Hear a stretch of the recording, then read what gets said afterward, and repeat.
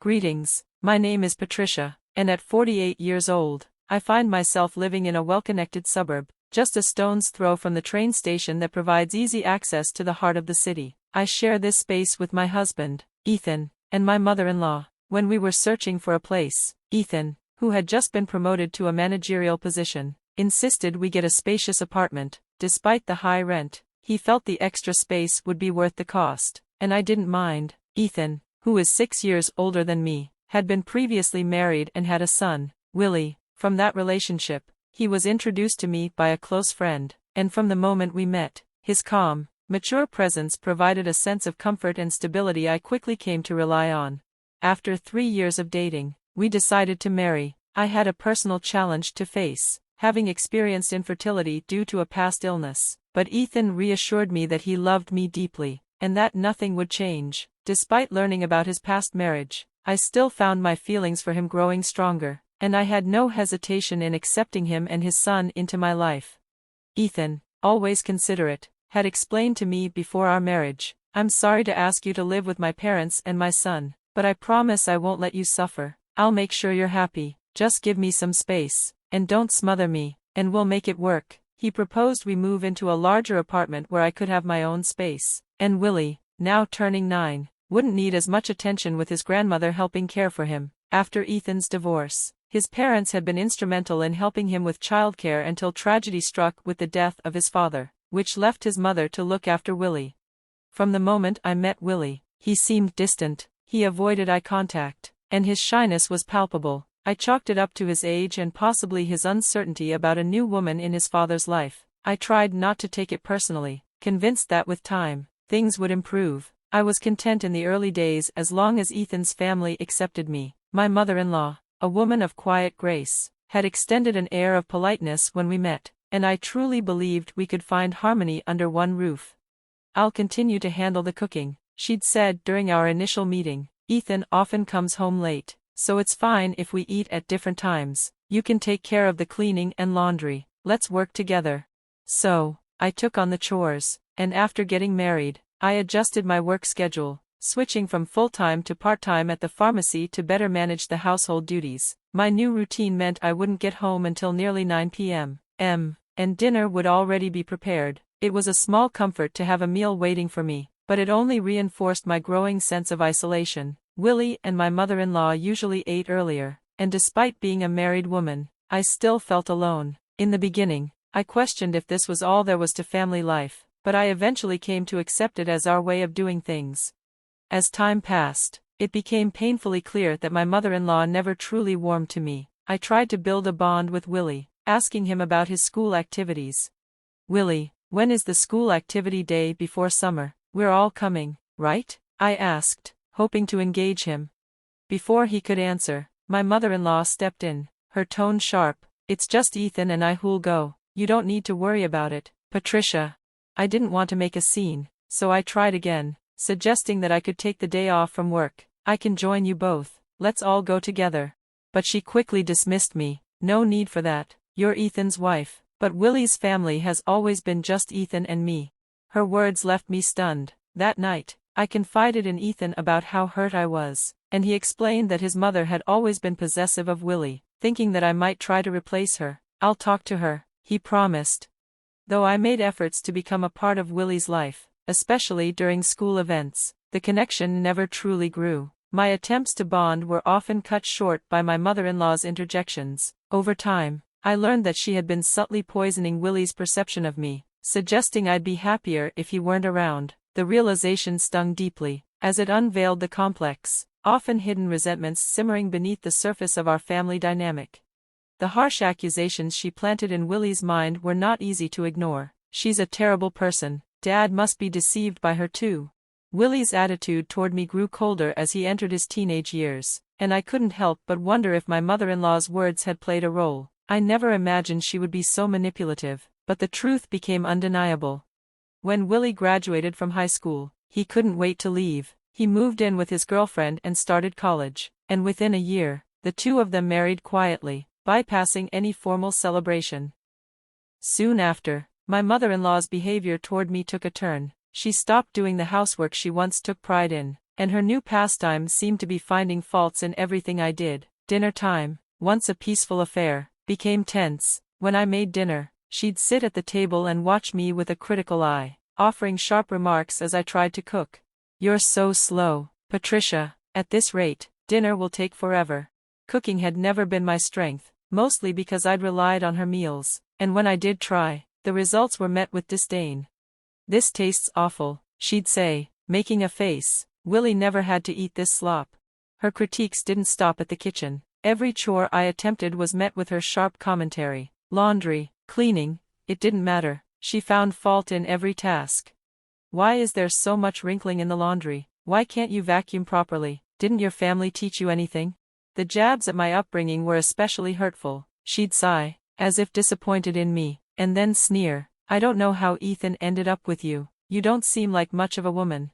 And the final blow always came: "If you hadn't come along, Willie would have never left." I began to understand that her bitterness wasn't entirely about me, it was about the absence of her son, the aching void that came with being an empty nester. I tried to tell myself it was just a phase, that if berating me helped her cope, I should bear it, but the animosity only intensified when Willie and his wife, Teresa, announced that they were expecting a baby. At first, my mother-in-law's joy seemed sincere. "It's Willie's baby, my first grandchild," she exclaimed with excitement. Watching her, I felt a flicker of hope, a brief spark that maybe things could change. When Willie and Teresa asked if they could have the baby at our apartment due to the distance from Teresa's family, my mother-in-law could hardly contain her excitement. She immediately agreed, starting preparations for the baby's arrival without hesitation. The frantic pace of organizing and spending escalated quickly. She enlisted my help at every opportunity. "Patricia, please handle wiping down the floors and windows in Willie's room, and don't forget to wax them too," she demanded. It was exhausting, trying to keep up with her rapid-fire requests while managing my own responsibilities. And then came the financial demands. She asked me to withdraw money to cover the cost of the baby's supplies, and I hesitated, concerned by how quickly the spending was escalating. "Maybe we should wait for Teresa and Willie to arrive before buying too much," I suggested. "They might want to pick some things out themselves." She snapped, her voice sharp. "How can you be so detached? It's Ethan's grandchild." "But of course, you wouldn't understand, would you?" I tried to explain, but my attempt was met with cold silence. The tension was unbearable. The situation reached its breaking point when she asked me to leave. "Willie and Teresa are coming back to have their baby here. I need you to move out," she declared one evening. Her words felt like a slap across the face. "I have to leave?" I managed to ask. "Yes, we don't need you anymore. Willie and his family will be living here. You've been redundant for some time now," she said bluntly. Her cruel words echoed in my ears as I gathered my things, heartbroken and stunned. Outside, I tried to call Ethan, but he didn't answer. It wasn't long before I began to wonder if my mother-in-law's insinuations about Ethan's feelings were true. I found myself standing in front of the pub near the station, a place that held memories of happier times. As I walked in, the owner looked at me with concern. "Patricia, it's been a long time," he said, recognizing me instantly. "Yeah. "About 6 years," I replied, trying to force a smile, my heart heavy with everything that had unfolded. I ordered a cold beer and a mixed plate of charbroiled chicken, a small comfort in this familiar pub, a refuge from the storm that seemed to swirl endlessly through my life. The dim light and soft hum of the bar felt like a temporary escape, a moment of solitude that I desperately needed. As I sat down at the worn wooden table, I exchanged light words with the owner, a man of few but always thoughtful sentences. My fingers tightened around the glass, the frosty beer a fleeting relief from the weight pressing on my chest. Between bites of chicken, I pulled out my cell phone, the glow of the screen reflecting off my face in the dim light. A photo of Ethan and me, taken at Wiley's 17th birthday, filled the screen. He looked so sharp in that slim suit we had picked out together, and I remembered how I had longed for a closer family bond back then, hoping that this simple moment might bring us closer. But that was before everything began to fall apart. The beer was good, and it washed down the trouble of the day, the gnawing anxiety that seemed to grow inside me. While I sat there, lost in my thoughts, I pulled up moving company websites on my phone. It was time to leave. No more hesitation. I found one that could show up the very next day, and I quickly saved the contact information. I bookmarked a couple of junk removal services as well, gathering options like pieces of a puzzle that was finally starting to take shape. Before I could think too hard about it, I changed the wallpaper on my phone from a picture of Ethan and me to something far more neutral. It felt like a small but important shift.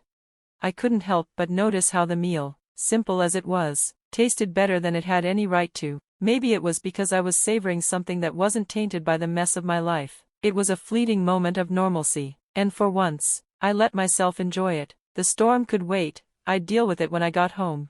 But as I walked away from the pub, something unexpected happened. A young waitress rushed toward me, her eyes wide as she caught sight of my phone's screensaver. "Excuse me," she asked hesitantly, "are you Mrs. Patricia?" The recognition was instant. She paused for a moment before dropping a bombshell. She told me she believed my husband was having an affair with one of their employees. The words stung, but they didn't surprise me. I had already been living with the feeling of something broken, something shattered beyond repair. We exchanged contact information. And she promised to keep me in the loop. As I walked away, a strange sense of clarity flooded through me. The pieces clicked together, and suddenly, my mother-in-law's harsh words about Ethan made sense. Instead of feeling crushed, I felt a surge of anger, a burning desire to confront this mess head-on. No more pretending. That night, I made the call to the moving company, telling them to come the next morning. I wasn't going to wait any longer. If there had been a conspiracy, if my mother-in-law and Willie had been working behind my back, I wasn't going to let them dictate my life anymore. I packed up my things with a kind of fury I didn't know I had left in me. By midnight, everything I owned was stacked and ready to go. The movers arrived at the crack of dawn, and I ordered them to take it all. I wanted to erase every trace of myself from that house. My mother-in-law's face was priceless as she watched the movers take everything. "I'm taking everything I bought," I told her, my voice low but firm. "You can start fresh tomorrow." She tried to protest, but I didn't listen. They took my belongings, leaving only the baby gear and her old furniture, things from before I had even arrived in that house. "Well, then," I said coldly, "I bid you farewell. You can enjoy your new life with Ethan, Willie, and his family." I placed the keys on the table and walked out, the movers trailing behind me. I knew I needed to find somewhere else to stay temporarily, so I called a colleague and arranged to stay with them for a while. That night, I slept better than I had in months. The weight of years of neglect, judgment, and resentment finally seemed to lift. It was over. I was free. 2 weeks later, Ethan finally reached out to me, his voice frantic. "Patricia, where are you? Willie and his family are here. Aren't you coming home soon?" His desperation was almost palpable, but I had no intention of going back. "No, I'm not coming back," I told him flatly. I remembered how his mother had demanded that I leave, and the realization that this was my chance to walk away from a life that never truly valued me.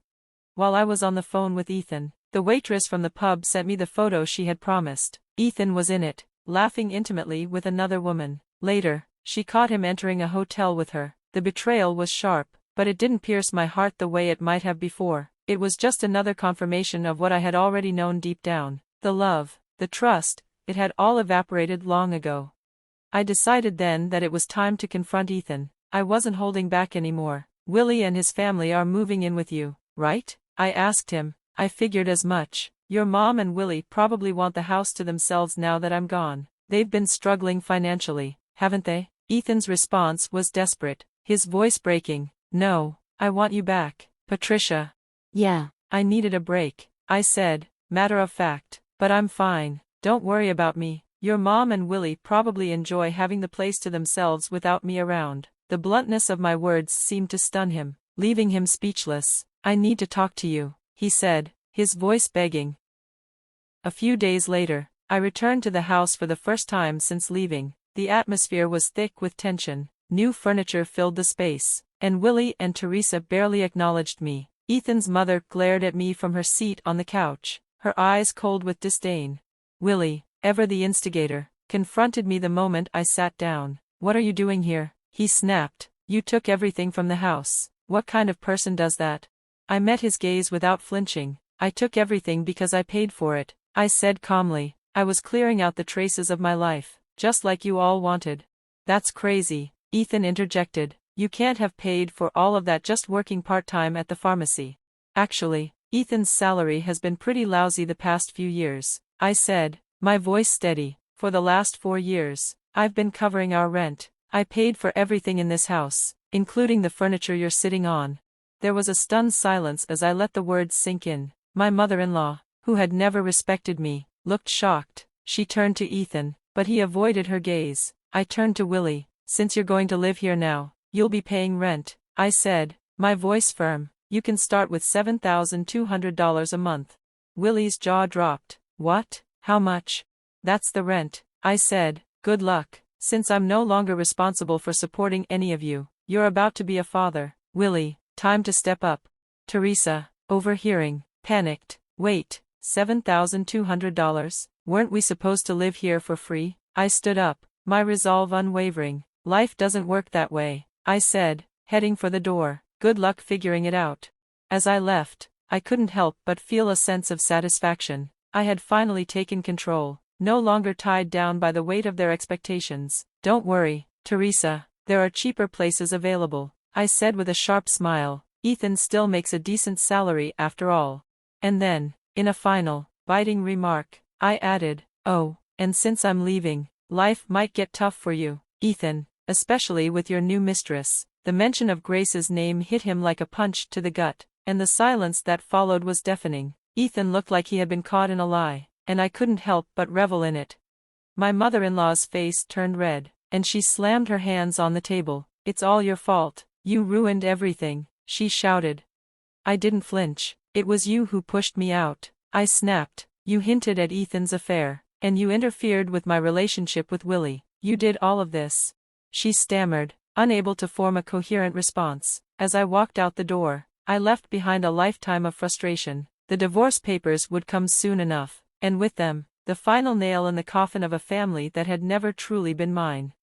After the divorce was settled, I moved on. Ethan and his family seemed to have their own plans, and I was finally free to live for myself. My mother-in-law, too, found herself in a care facility, a stark reminder of how quickly everything changes. After all the years of devotion, it seemed they had no further use for her.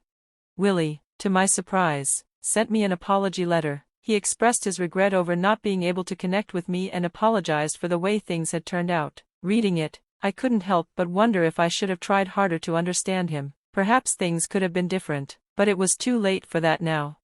As for me, I returned to my work as a druggist and settled into a small apartment close to my job. I felt no need to hold on to any of the belongings I had taken, so I had them removed. My life, free from the constant interference of my mother-in-law, felt lighter, more peaceful. For the first time in a long time, I could breathe, knowing I was living on my own terms. I wasn't beholden to anyone else's expectations, and for the first time in years, I looked forward to what came next. It was a new chapter, and I was ready for it.